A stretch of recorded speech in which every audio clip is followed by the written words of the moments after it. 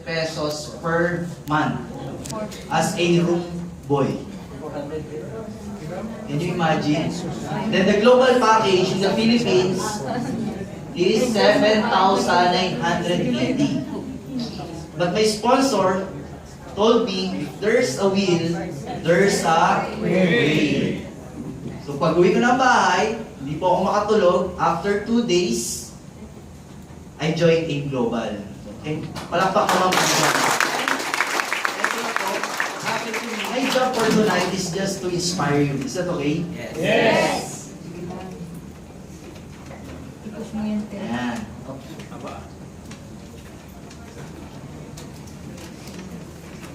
Okay, these are my achievements.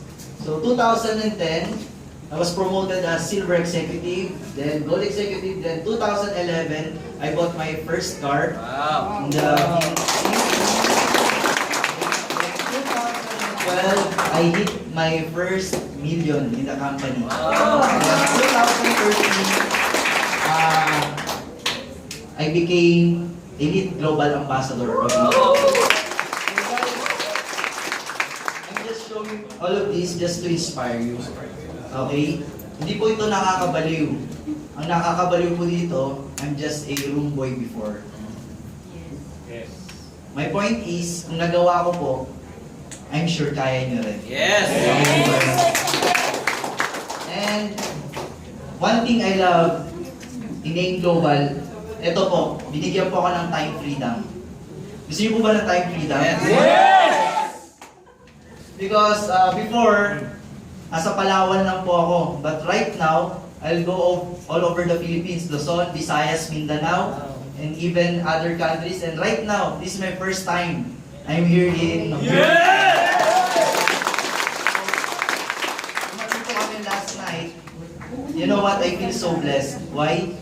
Because kung wala yung global, hindi ko po alam ano yung buhay ko ngayon. Maybe I'm still a room boy. Yeah? Or maybe I'm an artist. I don't know. Okay. So, seryoso kasi kayo masyado eh. Ayan, ito pa. Ito pa po yung isa sa nagustuhan ko po sa AIM Global. Whether you like it or not, mabibigyan ka po ng recognition. So, nung nag-aaral po ako way back in our school, hindi po ako nare-recognize. Totoo po, kasi mahilig lang po ako mangopya. Kaya po yumaman ako dito kasi coffee business, di ba? Kaya po, may susunod sa akin, mas malupit mangopya. Okay, totoo po. Pero alam niyo po, ang masarap po sa feeling is yung mga recognition po na to, yung pinakamasaya po dyan yung parents ko. Kasi nung nag-aaral po ako sa school, hindi po sila nakakaakyat ng stage dahil gawa ng hindi nga ako nare-recognize. Buti na lang may AIM Global. And another thing, ito po, helping business. Ito po yung pinaka-love na love ko sa AIM Global. Kasi sabi nga, hindi ka yayaman dito pag hindi ka tumulong sa marami. Tama po ba? Masarap po ba yung nakakatulong? Yes! Of course. So the reason po, ito po, kaya enjoy po kami ginagawa yung AIM Global kasi ang sarap. You meet a lot of people from other places, then alam mo yun, na-inspire mo. Like sa inyo po, wala akong kilala kahit isa, pero masarap po doon. Alam mo yun, one day magkita-kita ulit tayo, at least masabihan mo man lang kami na, alam mo yun, 3 years from now, kita tayo, sabihin nyo, na-inspire kayo, na nag-talk kami dito. Tama po ba? Yes! Masarap dito, nakakatulong ka po sa maraming tao. And I'm sure all of you gustong-gusto yun. Tama? Yes. And ito po, ito yung mga natulungan ko po. Meron po akong leader from Qatar, is an OFW. Napauwi ko na po sa Philippines. Last February po, nag-for good na po siya. 20,000 pesos in Qatar as assistant chef in a Japanese restaurant. But right now, he's doing a global full-time. And yung 20,000 niya po before, per month sa Qatar, right now po, per week niya na po sa India. Sabihin niya po yung first star niya. Okay? Then, ito po, this guy is also a room boy, like me. Okay? So, in-invite ko po siya noong una, hindi rin siya naniwala. After a year, when I got my first car, that's the time na nag-join siya. Kasi nakita niya yung car ko kasi siya yung karma ko eh. Kasi di ba hindi rin ako naniniwala before. Then ngayon, tinuloy-tuloy niya po yung negosyo. Good news, meron pa siyang 2 cars. Okay? Because of a global. And ito po, college undergrad from Palawan also. This one is a former SM assistant manager. Are you familiar with SM? Yes. He's a assistant manager. Right now, he's doing in global full-time. Then, may registered nurse ba dito? Okay. Ito po, registered nurse from Iloilo. Right now, doing in global full-time. Ito po, IT by profession. Anyone? IT? One of my leader also from Iloilo. And ito po yung pinakamaganda, isa sa pinakamaganda nangyari po sa buhay ko sa global. Last November, birthday po ng father ko. November 9. So instead of buying my second car, I decided, sabi ko, regaluhan ko po yung father ko ng sarili niyang sasakyan. Because for your information po, my father po is before used to be a tricycle driver, then a jeepney driver, then van driver.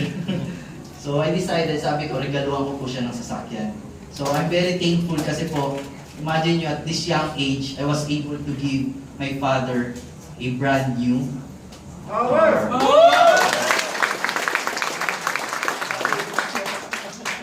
Grabe po yung feeling. Ang good thing po dyan, hindi po alam ng tatay ko, sinurprise ko po talaga siya. We went to casa, ang alam niya po, mag-i-inquire lang. So, kinausap ko po yung buong ano doon, wala siyang kamalay-malay na nabili na pala. Okay, actually may video, sobrang nakakatuwa yung video po. So, yun po, alam mo yun, sobrang sarap sa pakiramdam.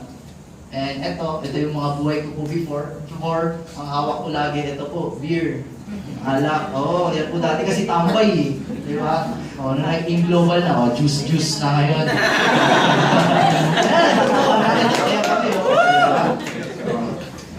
Kaya kami, ito po, ang maganda. Ito yung libangan ko po ngayon. So, before po kasi trabaho ko rin sa tambay-tambay, tapos karera-karera. Alam mo yun, buwis buhay. Naging global po ako. Doon ko lang na-realize na may mga bagay na pag lumagpas, pwede mong balikan.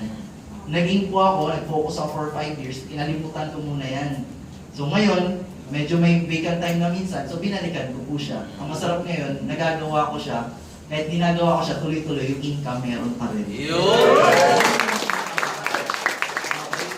And ito po, may gusto lang akong iwan sa inyo. Ito po isa sa mga favorite na quotation doon. Success is not just about what you accomplish in your life, it's about what you inspire others to do. Na-inspire po ba kayo? Yes! So guys, I hope and pray na hindi po ito yung last na pagkikita natin. I hope kita-kita po ulit tayo. And doon po sa mga first-timers na nandito ngayon, join in Global. Gawin niyo po agad ng paraan. Ako po, anak din po ako ng OFW. Okay? So, naging anak po ako ng OFW for almost 18 years. Grade 6 pa lang po ako. So, grabe po yung binigay ng Global. Right now po, ako yung I'm a breadwinner sa family because of Global po. Grabe po. Before, ang problema sa bahay, pera. Umaga pa lang nag-aaway na pera.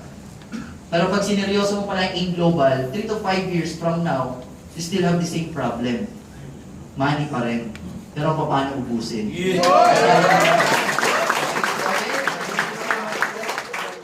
And pwede ko ito magpa-picture sa inyo? Okay lang? Papadala ko na lang. No, dito na. Okay lang ba? Yes! Ayaw nyo ata. May tissue ba kayo dyan?